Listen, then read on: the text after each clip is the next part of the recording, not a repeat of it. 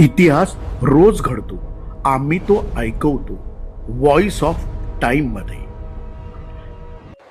4 मार्च 1879 हैदराबादमध्ये जन्मली एक मुलगी सरोजिनी नायडू. कोणी कल्पनाही केली नव्हती हा आवाज साम्राज्याला हादरवेल. लहानपणी सुंदर कविता करायची. लोक म्हणाले भारताची कोकिळा. पण तिचा आवाज गाण्यासाठी नव्हता, तो जागवण्यासाठी होता. सत्याग्रह, सभा, तुरुंगवास, तिचे शब्द झाले घोषणाबाजी, तिची कविता झाली क्रांती. 1919 बर्लिन परिषद. भारताचा ध्वज नव्हता. तिने साडीचे पट फाडले आणि उभारला स्वाभिमानाचा ध्वज. आजही तो आवाज घुमतो आहे, जाग माझ्या भारतभूमी जाग. 4 मार्च 1879 जन्म एका कवयित्रीचा नाही तर एका रणशिंगाचा.